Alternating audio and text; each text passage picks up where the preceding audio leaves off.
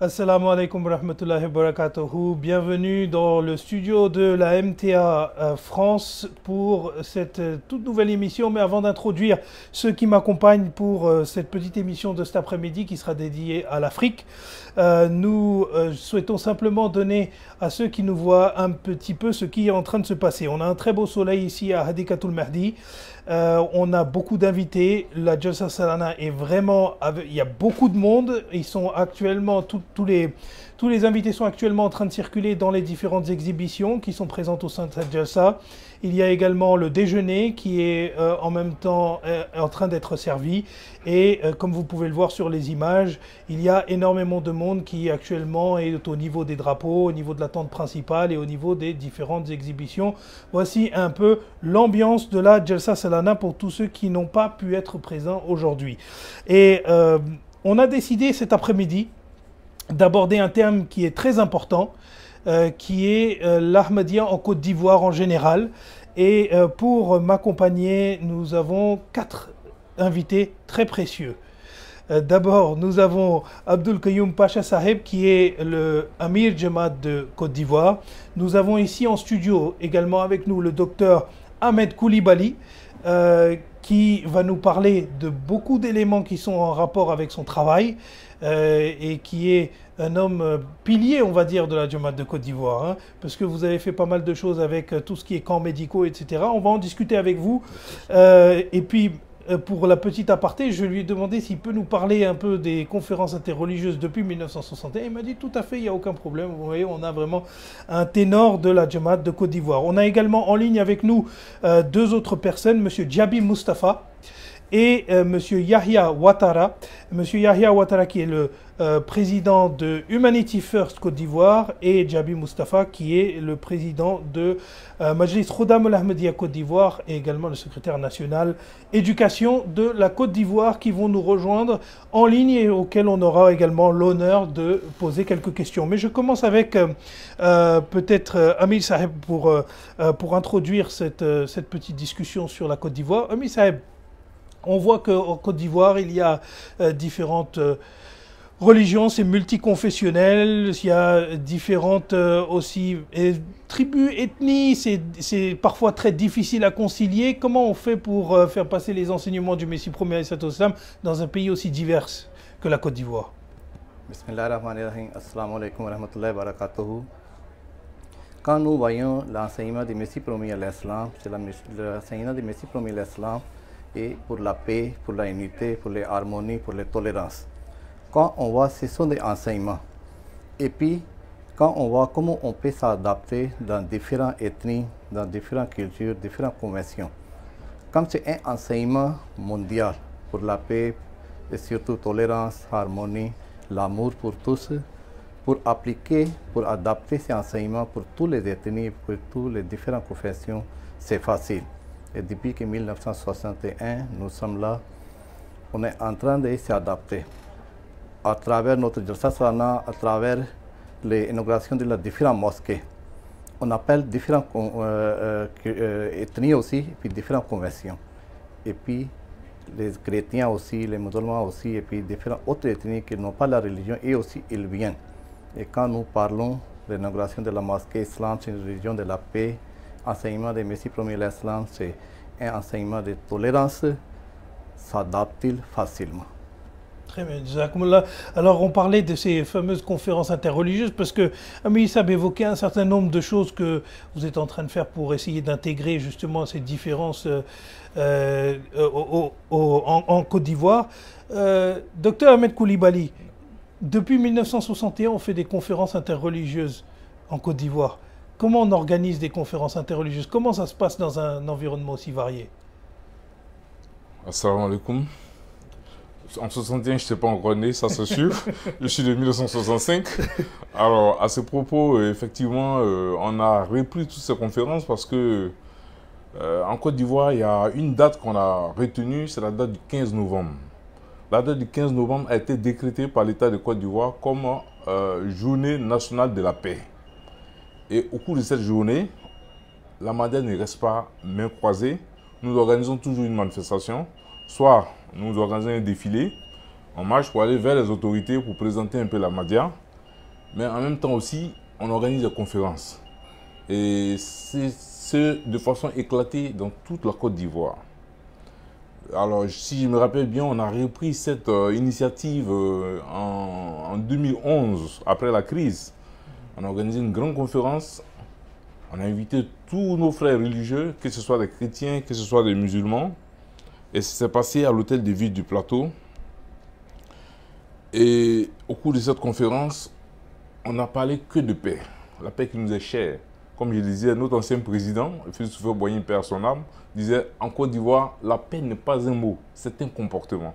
Donc nous, Ivoiriens, la paix est un maître mot pour nous, c'est un comportement.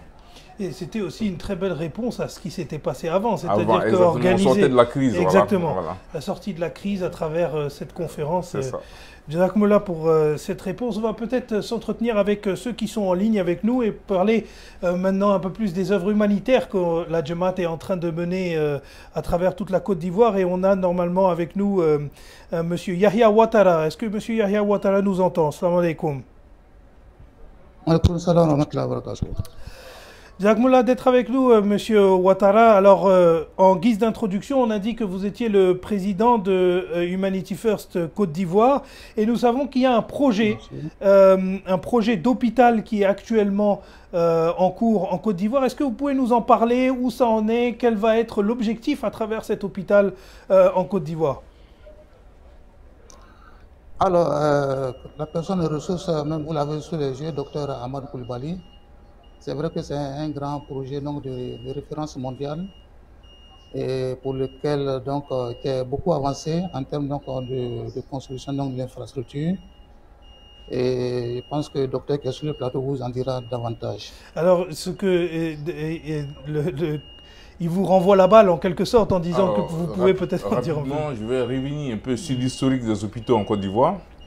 Il faut dire que feu le docteur Boudoun, qui est arrivé dans les années 80, a vu l'ouverture du centre médico-chirurgical d'Agamé, où il pratiquait tous les actes chirurgicaux, avec toute la consultation de médecine générale. Il a été l'instigateur, si vous voulez, des centres médicaux.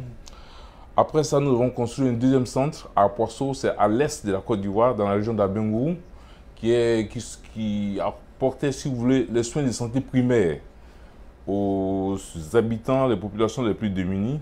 Ensuite, on a ouvert un troisième centre de santé à Oumé, rien que ces trois centres-là. Donc, avec ça, on a commencé à fonctionner. Mais on n'arrivait pas à couvrir tous les besoins. Par la grâce de Dieu, la Côte d'Ivoire a été choisie il y a 2 ans, 3 ans, par notre Saint Calife pour bâtir le plus grand hôpital d'Amadia du monde en Côte d'Ivoire. Et ça s'est passé à Abidjan, dans le quartier de Yopougon, plus précisément à la GESCO. Et les travaux sont en cours. Nous sommes en fin de finition, en train de finir l'hôpital, je dirais. C'est un très très grand hôpital. Très très grand. Nous allons faire toutes les spécialités dans cet hôpital. Toutes les spécialités, y compris la mienne. Je suis gastro-entérologue, je suis hépatologue et je suis proctologue également. Je suis en fonction à l'hôpital universitaire de Cocody. Donc j'apporte mon expérience et la formation à tous les collègues, que ce soit des étrangers ou pas. Et les soins qui vont être divulgués sur place, alors, comment vous allez faire? Parce que si c'est un très grand hôpital, il faut beaucoup de personnel. Pour le moment, j'en venais justement. L'hôpital étant grand, ce n'est pas encore fini, donc j'ai commencé déjà à recruter le personnel. J'ai fait venir mes collègues avec qui je travaille à l'hôpital universitaire. J'ai commencé par les rhumatologues. Il y a une rhumatologue qui est vraiment dévouée à nous aider. Et comme nous sommes en bordure d'une autoroute, il va sans dire qu'on aura forcément affaire aux accidentés de la voie publique. Donc pour cela, j'ai fait venir un collègue traumatologue qui est dit qu'il est prêt aussi. Toute l'équipe est prête. J'ai fait venir, nous ne sommes pas restés sur le personnel médical, l'administration aussi.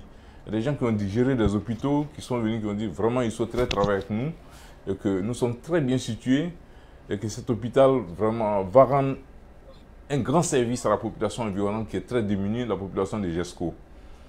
Donc au vu de tout ça, évidemment, je suis gastro-entérologue, donc il y aura forcément ma spécialité. Donc je vais faire de l'endoscopie. Le besoin est hier, le besoin est très grand. Beaucoup d'endoscopie, beaucoup de consultations de gastro. Et il y aura également la médecine générale, Bien j'imagine. sûr, donc comme les tout. services, alors donc rapidement, les services que comme nous ne pouvons pas commencer tout en même temps, nous allons commencer par la médecine générale, y compris la gastro-entérologie, etc. La pédiatrie, avec les urgences et pédiatrie également. La gynécologie obstétrique que vous appelez la maternité, donc les salles d'accouchement. Et rien que ces trois-là, plus la chirurgie, voilà. Chirurgie, que ce soit la chirurgie digestive ou la chirurgie traumatologique. Pour commencer. Pour commencer. Mais comment les autorités réagissent face à ça? Elles le voient d'un bon œil, elles disent que c'est une bonne chose, parce que si c'est un hôpital aussi grand, j'imagine que les autorités en sont informées et que, vu les besoins en Côte d'Ivoire, ça a été plutôt plébiscité. Les autorités ont apprécié cette démarche de la Jamaat. Oui, quand les autorités sont connues que nous sommes en train de faire un grand hôpital, parmi d'autres, ils ont beaucoup qu'ils ont visité. Parce que quand ils viennent pour notre Jalsa Salana ou bien dans les autres événements sur notre site de Madiabad, ils visitent aussi et puis ils sont contents parce que la santé, il a un grand besoin en Côte d'Ivoire. Et puis même si on va faire d'autres hôpitaux aussi, ils seront contents parce que le besoin est grand. Et grand. Oui. Alors on a également avec nous Monsieur Djabi Moustapha.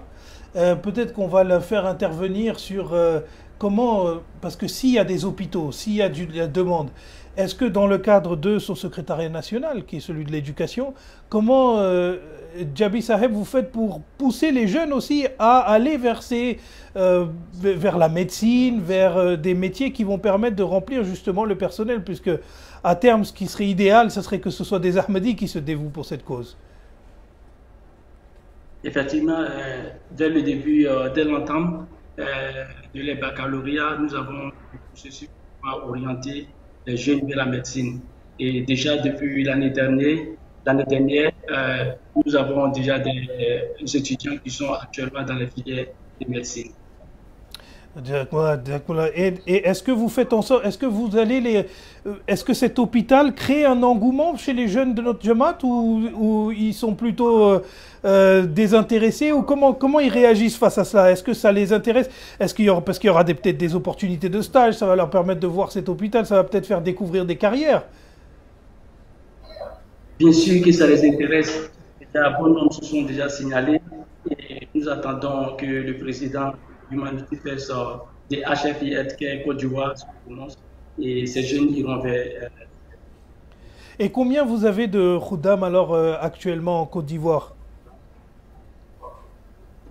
Actuellement, nous sommes en processus de licenciement fédéral, donc je ne peux pas dénoncer. Donc, dans peu de temps, nous aurons tous les chiffres. Jazakallah Djabi Saheb. Alors on va se tourner maintenant vers M. Ouattara sur le Humanity First. On a parlé de ce projet d'hôpital, on va peut-être parler plus généralement des projets qui sont actuellement en cours sous la bannière Humanity First. Ouattara Saheb, est-ce que vous pourriez nous donner peut-être quelques projets sur lesquels vous êtes actuellement, sur lesquels Humanity First Côte d'Ivoire est en train de travailler? Alors, on a plusieurs projets en Côte d'Ivoire sur lesquels nous travaillons, sur lesquels nous sommes actifs.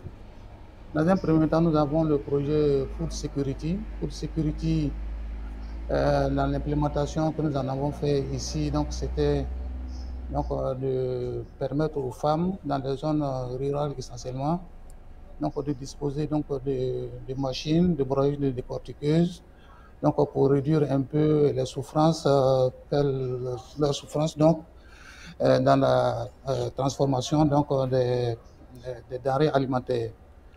Ces mêmes outils permettent aussi aux femmes qui sont dans certaines zones constituées en associations féminines de les aider à booster leur affaire. Par là nous étions deux objectifs: aider les communautés rurales à satisfaire leurs besoins alimentaires et aider aussi ces mêmes communautés rurales à booster leurs affaires. À côté de cela, nous avons au niveau de Humanity First, dans un premier temps aussi, au niveau de toute la Jamaat, nous avons 13 écoles primaires et Humanity First détient trois écoles.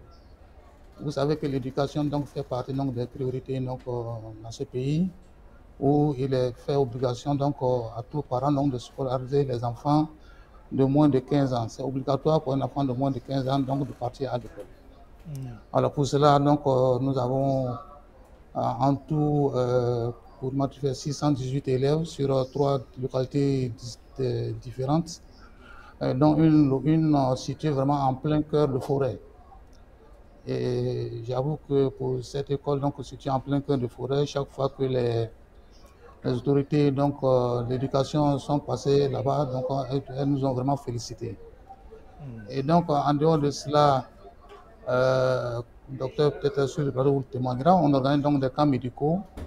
Les camps médicaux ont été entrepris depuis 2008. Donc, ça répondait vraiment de façon ponctuelle à un besoin vraiment de soins médicaux à travers tout le pays. Ça n'a rien à voir donc avec la situation actuelle où on sent vraiment une nette amélioration. Et donc, les camps médicaux consistent à choisir une zone vraiment qu'on peut récupérer. Donc, aller avec les produits médicaux, avec les docteurs spécialistes, donc faire des consultations. Et en priorité, les pathologies telles qu'on appelle les palus ou bien qu'on appelle les fièvres typhoïdes et d'autres palus qu'on appelle pathologies bénignes donc sont traitées donc sur le champ. Et c'est un très bon projet, en tout cas qui rencontre vraiment l'engouement vraiment de nos populations. Et puis nous avons surtout notre programme Water for Life. Water for Life, la déclinaison que nous avons fait en Côte d'Ivoire, c'est de pouvoir aider vraiment les communautés vraiment rurales donc à bénéficier de l'eau potable. Ici, l'État a fait vraiment beaucoup d'efforts en réalisant beaucoup de forages à travers le pays, mais au bout d'un an ou plus d'utilisation, donc ces pompes tombent en panne. Et nous allons faire donc une priorité de réhabiliter ces pompes qui sont en panne parce que quand les pompes tombent en panne comme ça, quand les populations veulent attendre l'État, c'est 1 an, 2 ans et même plus. Et donc, quand nous arrivons comme ça, que nous arrivons donc à réhabiliter ces pompes, vraiment, ça fait un grand soulagement. Et ce n'est pas moins de 500 pompes, et qu'on appelle 500 000 pompes que nous avons réhabilitées depuis donc, 2008. Voilà. Voici brièvement, vraiment, j'avais oublié, hein, au niveau même des écoles, nous donnons des kits scolaires, disons même des fournitures scolaires. Ces fournitures scolaires quand même permettent donc de réduire un peu, si vous voulez, le coût de scolarité des enfants, même si ce coût vraiment est très bas par rapport donc à la moyenne nationale. Voici brièvement donc ces actions que Jazakumullah Yahya Saheb. Jazakumullah Yahya Saheb. Alors on revient en studio ici avec Mir Saheb et le docteur Koulibaly. Alors Yahya Saheb a fait un éventail des listes de tous les projets. Je pensais à un moment donné qu'on allait prendre toute l'émission rien que pour lister tous les projets qu'il est en train de faire.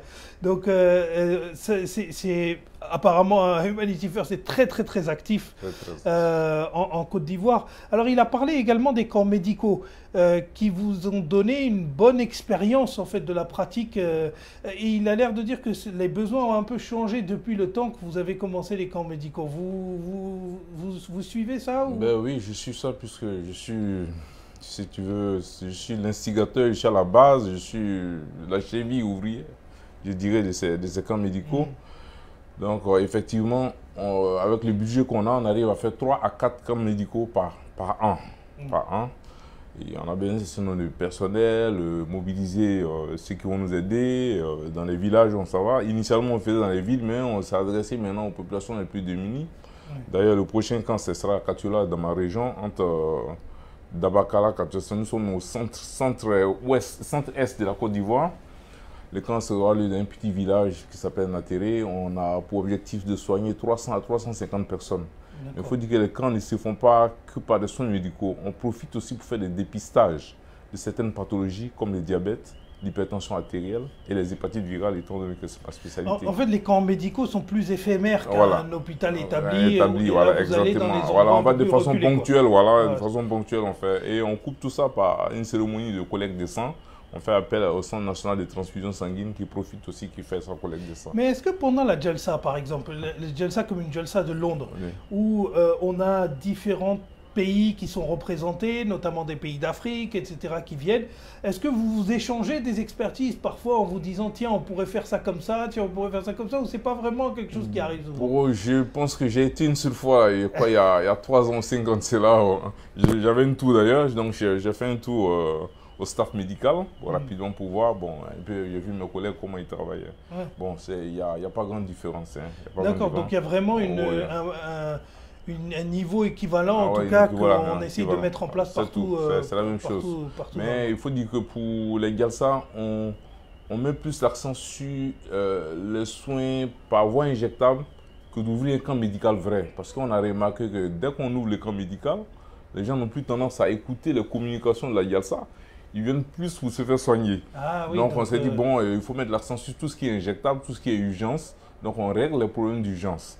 Maintenant, ceux qui sont malades, ultérieurement, on le verra en consultation dans les hôpitaux classiques. Oui, parce que ça peut arriver, ça aussi. Tout à fait, tout à fait. D'accord. Jazakumullah. Alors, on va peut-être reparler avec Diaby Moustapha, pour lequel on n'a pas donné énormément de temps, et j'aimerais bien lui donner la parole, notamment sur les projets que le Majlis Khoudamoul Ahmadiyya en Côte d'Ivoire est en train de mener. Est-ce qu'il y a des actions concrètes que vous êtes en train de faire?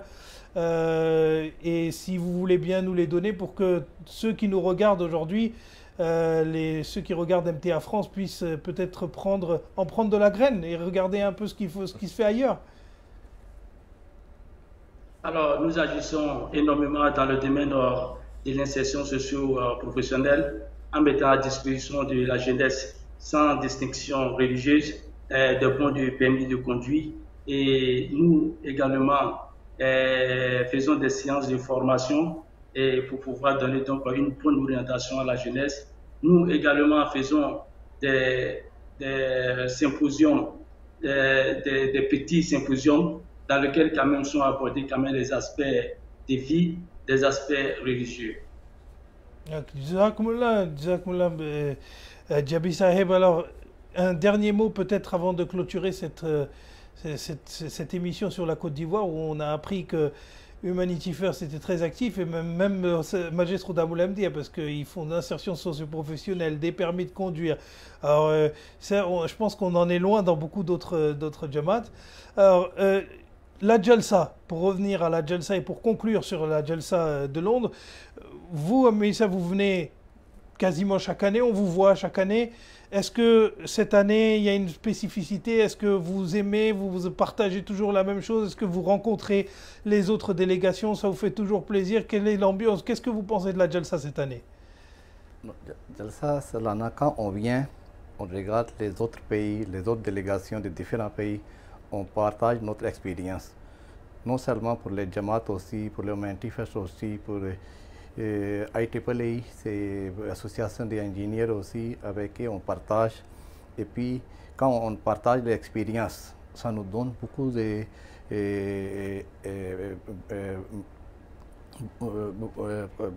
connaissances. Que comme au retour, si dans tel pays il fait ce travail, comment nous allons faire ça. Et puis, chaque fois quand on vient, c'est vrai, Jalsa de Londres et puis Jalsa en Afrique, c'est pas la même chose. Mais on essaye de faire le copie. Nous aussi, on n'a qu'à faire bien notre Jalsa. Oui, c'est vrai que moi j'ai participé à des Jalsa en Afrique. Il y a quand même du niveau en Afrique aussi. Merci. Faut pas dire que c'est pas tout à fait proche. En tout cas, la structure du Jalsa reste la même partout dans le monde. Et c'est vrai que. Mais la remarque de Dr Koné était intéressante pour garder les personnes fixées sur la spiritualité. On essaie de pas trop faire d'actes médicaux, en tout cas de les limiter. Hein. Et vous, Dr Koulibaly, pardon, excusez-moi. Dr Koulibaly, quel est votre sentiment? Alors, chaque année, vous aussi, je vous vois assez souvent à la Jalsa. Qu'est-ce que... Oui, je viens, oui, c'est vrai. Je pense que c'est la 4e fois que j'arrive, depuis 2004. Je vois qu'il y a de plus en plus d'engouement ici, à Londres. Il y a plus de monde. Cette année, il y a excessivement plus de monde. Est-ce que c'est après Covid, les gens avaient envie? Vraiment, il y a du monde. Comparé à Abidjan, évidemment, on n'a pas les mêmes moyens financiers, mais on essaie de faire avec. Et je crois que nous, on a institué une autre activité que vous n'avez pas ici. Par exemple, les exposés que nous faisons sur les maladies pour informer les gens, le soir, le soir, ça, il n'y en a pas ici. Ouais, je crois que nos frères ghanéens, les Nigériens qu'on a, je pense sous le couvert d'amis, ont vraiment apprécié ça. Donc, chaque soir, 19h, à la clôture de la Jalsa, avant le repas, on fait une petite projection de films sur une pathologie que les gens auront choisi. Et ça, en revanche, il y a énormément de monde qui vient là-dedans. Oui, il y a du monde. Vraiment, c'est une grande audience. Une grande audience, voilà, exactement. Bon, ça, par exemple, c'est nous qui l'avons créé. Ça ne se voit pas dans les autres pays. C'est vrai que c'est très intéressant. Bon, ça, je n'ai pas vu ici, mais à part ça, je pense que la Jalsa... Le forme de la Jalsa est universel. Voilà, universel, mais oui, c'est vrai qu'il y a un gros engouement pour ces conventions médicales de fin de soirée. Et ce qui est d'autant plus étrange que nous, généralement, ce que l'on aime faire, c'est après la Jalsa, on se dépêche de rentrer chez eux. Mais en Afrique, ils aiment beaucoup rester sur place à la Jalsa et puis vraiment prendre leur temps. Le soir, ça peut durer très longtemps. Je me souviens que ça durait jusqu'à 21h, 22h.